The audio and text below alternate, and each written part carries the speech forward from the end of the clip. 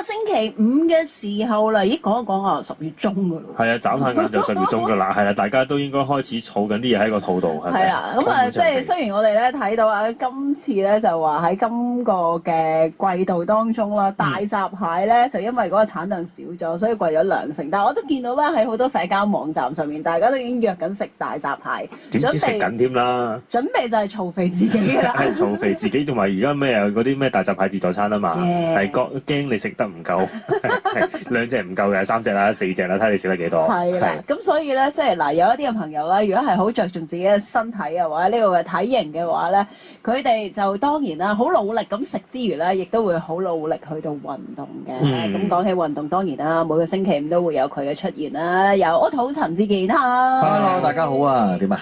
好啦，嗱，即係呢一期咧，又打邊爐啊，又開始呢一個食羊腩煲啊、煲仔飯、蛇羹啊、蛇羹啊，跟住仲有我哋頭先所講嘅大閘蟹啊，等等等等，係時候要去到咧，即係做定一啲嘅準備功夫，一路減一路食。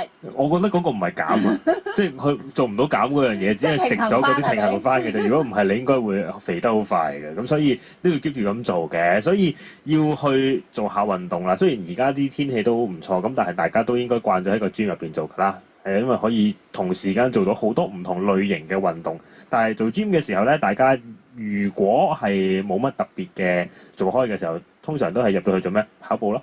跑完步跟住就沖涼，跟住就走㗎啦。但係我好想問一樣嘢先，我想問咧跑步機同埋咧跑呢一個街咧，嗰個分別或者係即係嗰個鍛鍊嗰個肌肉啊，或者係減肥嗰個程度咧，會唔會個分別好大咧？其實之前講過，因為咧跑步機同埋喺出面跑步咧，有一樣嘢好唔同嘅，因為跑步機佢有個拉力帶，拉力帶其實佢會降低你個腳。即係個腳嗰個 pressure，即係你如果你隻腳係啦受傷嘅時候，其實跑步機係會好啲嘅。但係有一個問題就係，其實你跑街好啲定跑步機好啲咧？其實跑街你會 burn 得多啲嘅。個原因一嚟個溫差啦，二嚟就係個風阻。同埋其實個硬地嗰樣嘢個 pressure 上，因為你嘥力咗嘅，會攰咗，因為你腳唔適應好多唔同嘅路。因為你跑嘅時候，你冇可能全部都係平路嚟噶嘛。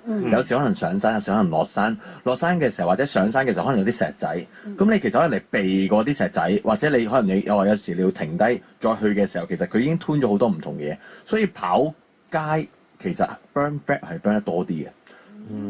所以就跑街理論上嗰個燃燒脂肪就會多啲。咁但係如果你隻腳受傷嘅，又或者你覺得你自己隻腳承受嘅壓力冇咁高嘅時候咧，咁就跑步機就會好啲，因為佢幫你減咗少少壓，咁就會好啲嘅。其實大部分你諗下，當你之前你未受傷過嘅，你去做物理治療嘅時候，佢俾你踩單車，踩完單車其實佢叫你真係開始 start 翻跑步，佢都係一係叫你跑 track 運動場個 track 啦，或者係跑步機。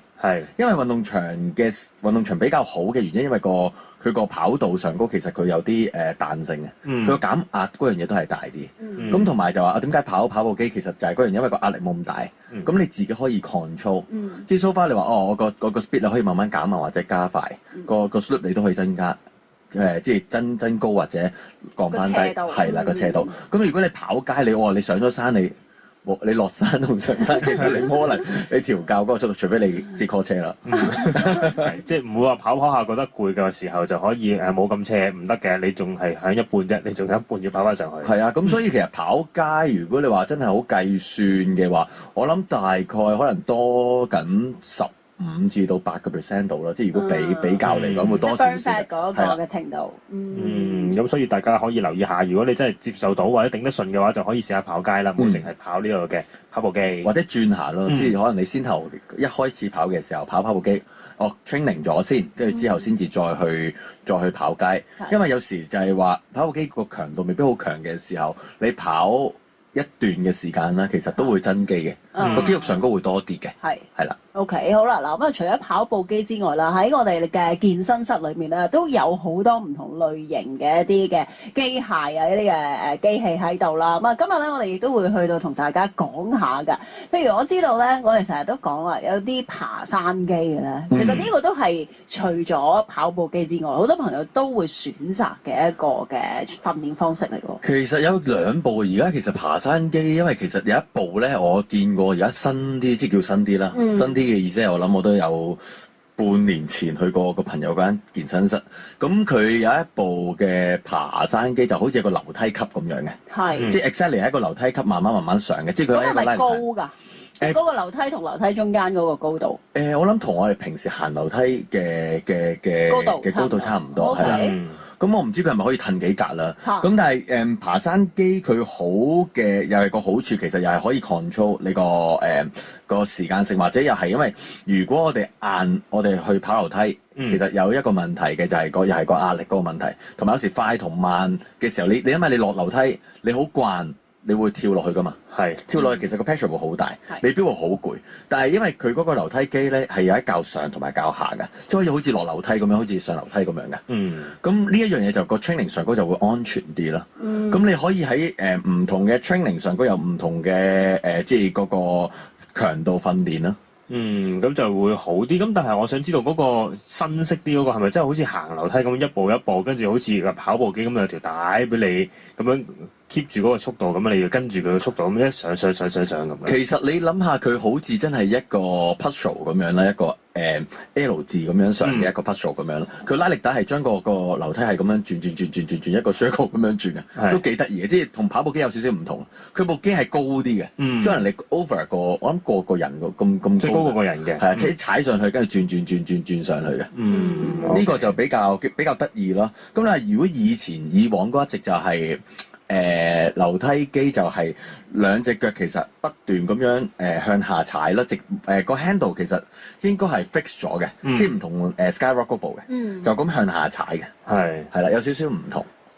OK 就有少少分別嘅。但我想問下咧，樓梯機咧，即係我哋平時嘅時候咧，都會去到第一有嗰個speed 可以教下啦，第二就係嗰個嘅阻力啊，即係嗰個阻力咧，其實咧我成日都覺得好難去到拿捏，係咪究竟幾多我為之舒服就 OK， 定還是我係要出盡全力去到即係教嗰個嘅阻力度咧？其實個 heart rate 上高，你可以咁樣去諗嘅就係話如果你踩落去嘅時候你個感覺你係好辛苦踩嘅，咁你睇下你 depends on 你玩幾多分鐘啦。即係如果你話玩45分鐘或者40分鐘嘅，咁我哋會 count 嘅就係話你應該咁諗嘅就係我平時玩健身，我哋玩啞鈴，啞鈴大概可能你話我哋可以舉到20下嘅，其實可以再加重啊嘛。但係如果我哋踩落去嘅時候，其實個 feel 上高係少少辛苦，又唔好去到好辛苦。嗰一個係最好嘅。知咩叫做少少辛苦咧？即係你平時踩落去，其實你好輕噶嘛，可以喪揼落去噶嘛。即係喪揼嘅意思，你個速度可以好快噶嘛。你試下將個感覺係去到你少少喘氣，即係有少少喘喘地啦，咁就正確噶啦。其實即係嗰個強度其實係適合你自己啦。咁你當然啦，你可以慢慢將呢一個basic on 我即係叫最好嘅一個重量嚟講，我哋吞上或者吞落。但係個 speed 你加快嘅時候，我哋將個時間性上高有少少調配。即係可能我話要慢嘅，即係我要將個壓力個 pressure 假設啦，我有 feel 到有少少喘氣嘅，即係可能我踩3分鐘到，哇已經有少少喘啦。OK，咁我3分鐘之後可能我落假設較二，跟住我就可能20分鐘唔快嘅，再上翻去4，又可能2-3分鐘再上翻少少啦，即係可能上到5同埋6嘅。咁你話5至10分鐘。其實最好就係一啲唔同嘅 training 係最好嘅。咁你可以 count 嘅可能係辛苦同埋唔辛苦嗰個狀態，可能20分鐘，中間可能你卡5分鐘喺中間。咁係其實一個你諗下，如果真係5分鐘 normal，即係你辛苦嘅，跟住我5分鐘慢，5分鐘快，再cool down 翻5分鐘，其實已經50分鐘啦。其實夠㗎啦。OK， 即係令到自己要不斷咁去適應啦，同埋要令到自己辛苦，唔係淨係我行得好舒服，行咗成個鐘頭，其實都係冇乜特別作用嘅。因為我有個朋友仔，我唔講邊個啦。上次我同佢有一次好多年前去做運動，好好笑啊！我 OK，咁我哋做完運動啦，我哋2個鐘頭之後喺邊度會合啦。跟住我即係個人中有冇嘢做，咁我行過去望一望佢踩嗰個踩單車嗰部機，好好笑。你都知踩單車嗰部機踩到咁上下，佢先有電到，佢先會嘟會着㗎嘛。佢係 keep 住唔着嘅，跟住咁啊，係好慢喎，冇力㗎喎。如果唔係真係即係嗱，老實講，如果你係踩到佢行少少嘅話，佢都會着㗎喎。好好笑，跟住話係我踩個幾鐘，佢個哇呢個係超級龜速。但係其實真係冇乜用，即係我屋企好過唔喐咯。但係好好笑嘅話係有人會係咁，所以其實你其實好好啊，即係啱啱即係點樣去為之自己一個即係適應即係啱自己嘅，其實啱啱有少少喘氣個感覺，又唔好太辛苦。係，嗯 OK，好啦，咁啊呢個時候咧，我哋唞唞啊，轉頭繼續同 Otto 喺度傾偈啊。好啦，繼續翻嚟啦嘛，繼續同阿 Otto 喺度傾偈。頭先我哋就講咗呢一個嘅樓梯機啊、登山機啦。咁啊，其實呢一個咧都真係幾多人去到咧玩。但係我想問下啦，即係如果係呢一個嘅話咧，通常你會建議大家係做幾多分鐘㗎？其實如果你話登山機之後，我哋講樓梯機啦，咁around 大概其實你啱啱開始玩嘅時候，你其實我諗90分鐘個零鐘到，或者60分鐘以上，其實都 OK，因為其實呢一個機嘅消耗量其實唔算好多啊。即係你睇下你想點樣做？即係如果你話一開頭開波完全唔識玩嘅，其實你可以慢慢喺度踩，因為佢主力其實呢一個樓梯機啦，其實佢主打都係個下身為主比較多。因為其實個幅度唔多。但係佢踩落去嘅時候，其實你可以 feel 多啲，佢係用多啲條腰，或者用多啲個卡腰肌同埋條腿，上身相對係少啲，所以佢個整體上佢 burn fat 嗰樣嘢唔算好多。咁所以其實你可以即係選擇一開頭玩嘅，可能你60分鐘至90分鐘到啦。即係當係一個 start point，去到真係叫做叻啲啦。你其實你可以開始玩就可能20分鐘，又好似頭先咁樣 normal speed， 跟住你喪爆嘅。爆佢20分鐘，跟住又 tune down 翻5分鐘，然後再爆20分鐘，然後再 tune down 翻5分鐘，咁啊完成，咁啊叫做會係一個比較有效收身嘅。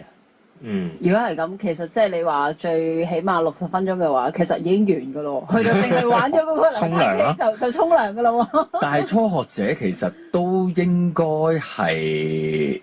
由個點講咧？由一個叫做心肺嘅訓練開始，其實會好啲嘅。因為有時又係嗰樣嘢，就係話啊，你個心肺個力量未必咁好嘅時候，你再去玩一啲無氧運動，OK， 你再之後慢慢你再 train 嘅時候，有個問題會發生咗，因為我肌肉上高我多咗，變相你個心臟負荷其實大咗。咁如果你咁樣計翻條數嘅話，你係一個啱啱去做運動嘅人，你個心肺嗰樣嘢未必好強，但係你開始玩一啲叫做 build up 咗肌肉多咗，你本身你裡面嘅負荷多咗，你咪再辛苦咗咯。OK， 其實係即係呢一個係個理念上高。點解一開頭大部分人同你玩都係玩 cardio 先？咁當然可以build up 肌肉啦。但係如果你話完全一個初學者又冇人教嘅時候，其實真係即係慢慢去強化咗個心肺，然後先至再去加翻一啲 weight training， 其實會好啲，同埋你會舒服啲。個意志上高，你會容易去訓練到。因為第一次可能我講緊，我第一次我玩我完全零啦，我當我玩50分鐘啦。第二次 OK 慢慢加5分鐘，第三次可能去到60分鐘。你有個進步個感覺，你先至會去追㗎嘛。而如果第一次你玩完，我玩50分鐘，我再做一啲weight training 嘅嘢。第二次可能你再去玩嘅時候，喂，哇，其實可能你30分鐘你都未必頂得順，或者可能40分鐘你已經過唔到你自己嗰個 mind 咧，你其實好難會持續落去。即係其實要訓練，除咗係講緊你個即係個生理，你都要訓練你個心理嗰個諗法。如果唔係就好難長久去做。即係第一次同第二次其實佢進步唔多。或者第一次玩完之後，我第二次再玩啦，第三次仲比之前嗰次冇咁好嘅時候，你冇人去教嘅時候，你就會唉，都係 hea 地玩啦，即係有時會咁樣。hea 地玩，跟住繼而就唔玩㗎啦嘛。即係越踩越慢，越踩越慢，喺度 hea 㗎啦。咁啊，咦又冇成績喎，咁我咁辛苦做乜鬼嘢咧？算把啦咁。有時會係咁，所以其實真係成日都講啦 ，step by step 係最好嘅，但係要揾個方法就係話點樣去轉變咯。喂，但係我另外一樣嘢咧，我又好想問下啦，會唔會呢一個咧？如果俾一啲初學者嚟講咧，太過刺激，講緊就係嗰條繩啊 ，TRX 啊。TRX 啊，其實你如果初學者嚟講，你未必識玩嘅嗰條繩，因為其實佢有啲動作都要你識去做。即係 TRX 其實你如果你自己去玩，你由零蛋你唔識去玩嘅時候，你會點玩？上次我哋同你玩過嘅時候，你會有啲咩 concept 啊？如果兩條繩冇 concept 咯，亂揈咯。爬咯 TRX 爬咯 TRX 嗰兩條啊，嗰兩條繩爬咯，即係爬嘅喺即係隻腳勾喺嗰兩個位，然之後好似呢一個蟻咁樣爬咯。浪，OK，即係浪起隻腳喺嗰度爬。OK，呢一個係其實一個叫做高難度啲嘅 train， 高難度啲嘅 train。我就諗到拉啫喎，即係我拉住兩隻手拉，佢拉自己上去咯。哦，呢個係拉背啦，拉背。因為呢一個咧就係我哋平時一啲我哋以往嘅習慣啦。習慣嘅意思就原來我平時你去健身室嘅時候 Alan 一定玩背㗎啦，即係佢玩到嗰條嘢，我諗佢一定會玩㗎啦。咁我諗阿細蚊你會做就係可能你會做push up 啊，或者你會可能你做瑜伽多啦，你會覺得咦喺個地下會安全啲。但係因為 TRX 其實佢有好多嘢可以玩嘅，即係可能例如你玩兩隻手 hold 住個 handle 做 squat 啦，我哋上次玩個 drum 啦跳啦，其實佢會佢訓練到呢條腿啦。但係呢個 drum 嘅好處話你話喂，如果我用 TRX 同唔用 TRX， 我就咁平時跳都得啦。但係有條 TRX 你拉後嘅時候，你個 range 你會落得深啲。其實 TRX 係一個輔助咯，即係你話其實佢係咪個強度好多咧？其實佢都係講緊你 body weight 嘅，即係身體嘅重量嘅一啲嘅 training。咁但係只不過係嗰兩條繩上高，佢拉落嚟嘅時候有唔同嘅角度，或者佢較長短。其實一開頭如果初學者未必咁容易識玩嘅，因為其實佢有一個有個扣，其實佢可以較長度嘅。如果我較咗喺一個短嘅長度，即係我你條繩掉落嚟，around喺你個心口位嘅。其實就係阿 Aaron 講嘅你拉背你都拉唔到，如果咁高嘅話，其實係推胸即係可能一 push up 嘅動作，你咪 hold 住喺個 push up 嘅動作，但係斜少少嘅，甚至乎係 squat 嗰個動作啦。但係呢條帶其實佢有得拉落嚟同埋拉上去噶嘛。如果佢唔拉落嚟嘅話，你唔識拉其實冇得玩嘅。咁所以其實呢一個就係要我會覺得有人教或者你識玩咯，即係你要睇個即係佢究竟每一 part 上高點樣玩咯。因為唔係咁容易，即係唔係咁容易玩嘅意思係，因為你要校個長度其實啱唔啱咧？個角度啱唔啱？同埋每一個動作其實都有危險噶嘛。頭先你如果吊住你，即係你隻腳吊住勾咗後面咧，其實個危險就係當你隻手唔夠力嘅時候，你會點？你隻腳係啦，你隻腳又勾唔翻出嚟喎，其實係尷尬㗎嗰個位。咁你諗下會點？你又好攰喎隻手，但係手又唔可以唔撐喎，真係隻手唔。真係撐唔住嘅時候，其實你個下巴會撞地下。之前上次玩過嗰個 Boswell 嗰樣嘢，其實有危險嘅。咁所以其實 TRX 建議上高，其實要學咗大概知道點樣玩先玩咯。即係呢個係高級組㗎啦。唔好以為兩條繩好簡單，因為佢教個長度比較麻煩，同埋我哋之前學咧，其實都要上堂㗎呢嚿嘢。係都要上堂。係啊，佢因為佢我之前都係要上堂，跟住佢有一本簿啊，其實有本簿教你每一個位置上高要點樣玩，因為佢都分好多唔同動作㗎。即係你話如果我喺個 chest 個位或者我高少少，其實你諗下我拉落去已經係個背啦，調翻轉上嚟向上抽嘅話就係個膊頭啊。所以佢其實一個好類近嘅動作，但係佢只要你唔同肌肉嘅應用，其實佢玩嘅肌肉會唔同。頭先咧你講到話你有個本簿咧，岔開少少個話題，我下次攞俾你睇。下次我要揾一揾先。OK，就係咧，即係有啲朋友咧，依家咪其實書局嗰度咧，好多書係教你去到即係點樣樣鍛鍊自己嘅肌肉啊，點樣樣去到訓練自己啊。嗱，當然啦，有一個真人喺度問，即時有咩佢可以幫你睇到你有啲咩錯或者你嗰一個嘅動作係點啊，梗係最好。所以即係點解我哋成日都話，最好咧會有個健身教練喺隔離啦，因為幫你睇埋究竟你嗰個安全度如何？但係有啲朋友咧就可能覺得自己唔緊要啦，我睇咗書㗎啦喎，我睇咗書係咪應該已經識嘅咧？理論上又或者咁講，係咪我去譬如做呢一啲健身嘅時候睇咗書係比冇睇書係好啲咧？咁我諗其實一定係嘅，因為始終即係佢始終我諗每一個人出本書，佢寫出某一啲嘅位置或者佢鍛鍊嘅嘢，其實佢都會寫出某啲重點，可能個安全性啦。我諗個安全性比較重要嘅，因為你話如果你睇一啲高級組啦，高級組嘅意思你會睇我哋玩肌肉點樣可以令到個肌肉會個肌力會多啊，或者個力量會大啊。其實我哋成日都講理論好緊要啦，但係你要實踐啊嘛。實踐嘅意思就係話，喂，佢一開頭同我講，咦，佢冇乜列明我玩幾重喎，我點樣去慳個啞鈴咧？成日都係講呢樣嘢。唔係喎，見佢玩個20，我睇張相佢好輕鬆喎，你一揸個20，原來玩唔到，或者有機會會受傷。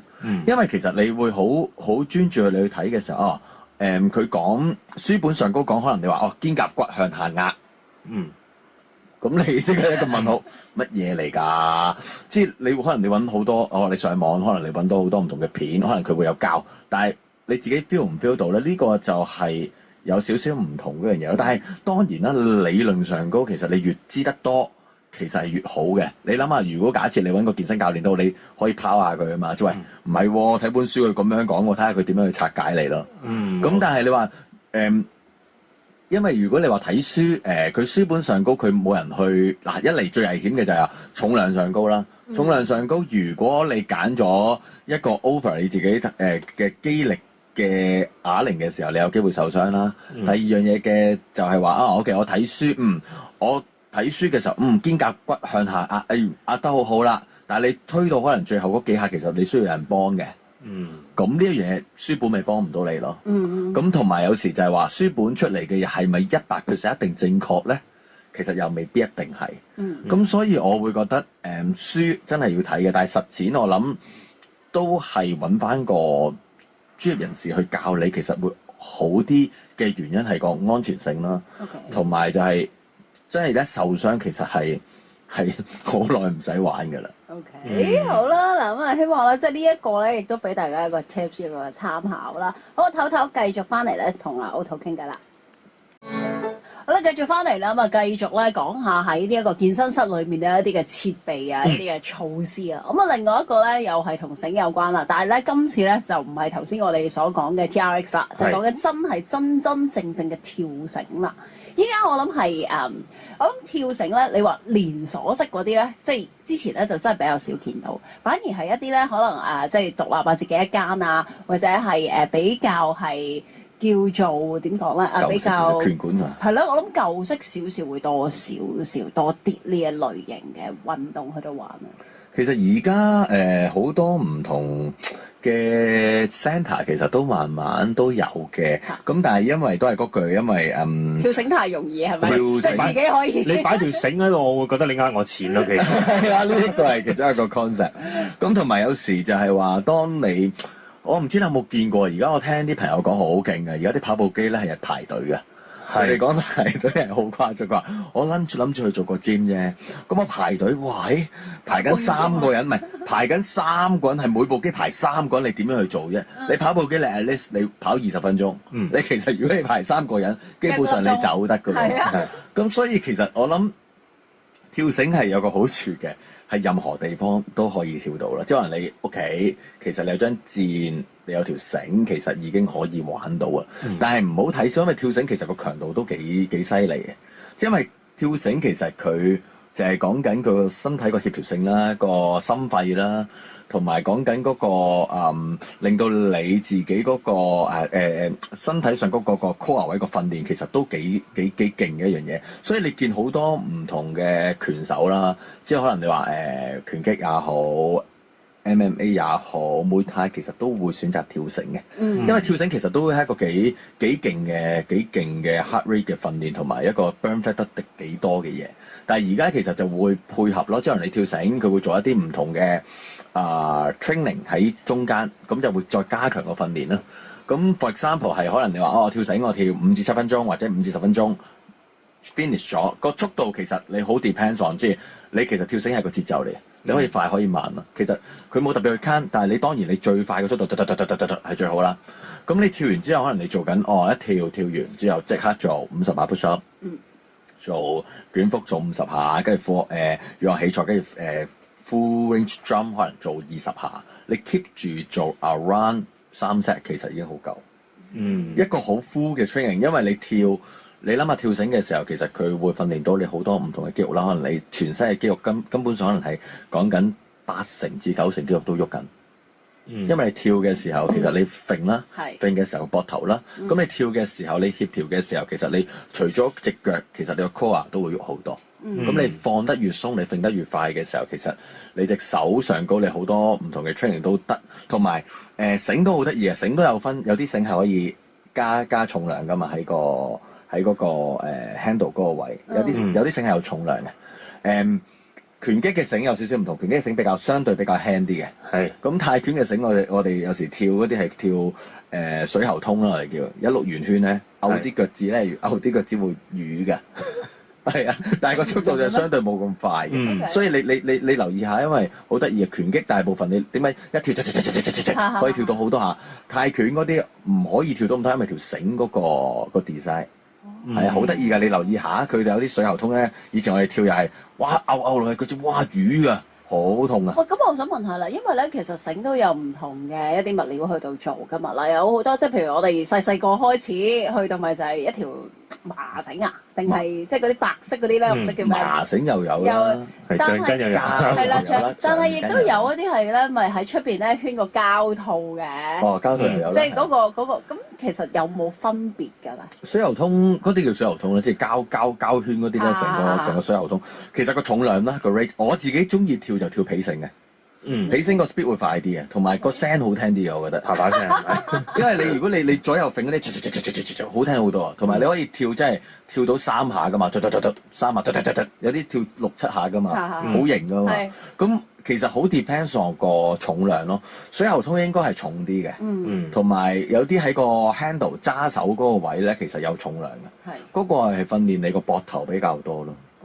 咁有時即係可能我跑步機自己跑步機去跑嘅時候，我就會加埋個啞鈴，順便做埋個膊頭啊上身嘅 training 咯。OK，即係同時間做緊兩樣嘢。即係原來嗰個質料都咁講究啊！嗰樣嘢。其實係㗎，皮繩我因為我中意皮繩個 speed 個感覺係幾正喎，佢揈出嚟個感覺係幾好，同埋好唔同啊！你跳開可能你跳開皮繩嗰個繩嗰個重量咧，同你跳翻水喉通呢個 feel 好唔同啊！所以好得意啊！每一個繩都有唔同嘅感覺，同埋水喉通你發落地下其實都撞好容易撞斷嘅。我試過跳斷咗條繩喺街嗰度。跟住撞爛咗，因為水喉通啦，以前跳，一撞到我哋會痛。但係其實跳繩會唔會對嗰個腳好傷咧？嗱，因為其實佢成日嘅時候咧，我自己亦都有即係曾經試過。好啦，你不停咧去到雙腳咁樣跳起，但係其實咧去到一定嘅時間咧，你開始會覺得以為嗰個膝頭好似唔係好頂得順啊嘛，咁就變咗係單腳跳㗎咯喎。其實單腳雙腳啦，即係如果我哋真係訓練 training， 我哋講緊打拳嗰啲 training，其實單腳跳嘅，左腳右腳，左腳右腳，左腳右腳，其實有好多唔同嘅節拍嘅。咁你盡量去跳嘅時候，有時你話膝頭哥好負荷，但係當然係嘅，因為跳繩佢個角度個 angle， 你隻腳你個負荷其實都幾重。但係有時你女仔會好慣啦，跳嘅時候你會伸直晒落。其實我哋如果習慣地，應該兩隻腳係微曲嘅。跳嘅時候微曲，唔好俾佢落到咁實喺個關節度。因為其實你仲有得走啊嘛，即係你諗下條彈弓，佢微曲佢仲有彈性。如果你扳直晒嘅時候，其實佢冇得走。有時就因為好慣一跳上嚟已經直落，一跳跳上嚟直落，你就會好攰。但係當然你話如果隻腳傷都唔係好建議跳繩嘅。咁揀地方同埋着鞋跳咯。即係着鞋可能你揾啲軟少少嘅地方跳，其實會好啲嘅。因為有啲會慣喺硬地跳啊嘛。係。但係其實有軟墊跳係會個減壓嗰樣嘢會好啲，即係卸咗嗰啲力啊！卸咗個腳上高負荷嗰樣嘢咯。咁因為始終你話跳個頻率上高或者嗰個 speed 你可以慢慢加快，其實你越跳可能你個速度會越快啦。咁所以其實建議嚟講，如果我自己跳繩，可能你講緊唔會跳得好長咯。即係可能10分鐘到轉其他動作，再10分鐘，俾佢有少少 rest 會好啲嘅。但係我有聽過好多朋友都話咧，其實跳繩 burn fat 嗰一個嘅速度係快好多。其實係㗎，因為你諗下佢跳繩個 speed 同埋，因為佢都係符合你我哋講緊就係個全身一齊去 burn 啊嘛。頭先講緊就OK，我做一啲唔同 training， 可能係跑步都當然都會全身去喐啦。但係跳繩個密度上高，其實佢會高嘅。你留意下，如果你揈條繩，你諗下你每一下揈落去，你焗你隻腳要喐噶嘛，如果唔係就勾噶啦嘛。即係如果你 normal speed 嘅一個跳繩，其實佢頻率上高，同埋佢令到你個 heart rate 調整上高係會多嘅。咁所以跳繩其實係一個幾好嘅一個 training 嚟嘅。如果我哋 for 心肺訓練啦，即係唔單止 burn fat，心肺訓練同埋 burn fat 嘅訓練，同埋你可以慢慢加快啊嘛。同埋你去到慢嘅時候，其實都唔會好慢咯。呢一個係最大嗰個。因為你慢得滯都揈唔起嗰條繩啦，已經。你慢得咪你勾繩啊嘛。係啦係啦。咁你如果你跑步你唔係噶嘛，可以慢慢行噶嘛。即係有少少唔同嘅呢樣嘢。好啦，嗱咁啊，今日咧就暫時講到呢度，但係當然啦，喺我哋嘅健身室裏面咧，都有好多唔同嘅一啲器材嘅。不過下個星期嘅時候咧，繼續同阿 Otto 咧去到同大家慢慢傾啦。今日唔該晒你先 ，thank you，拜。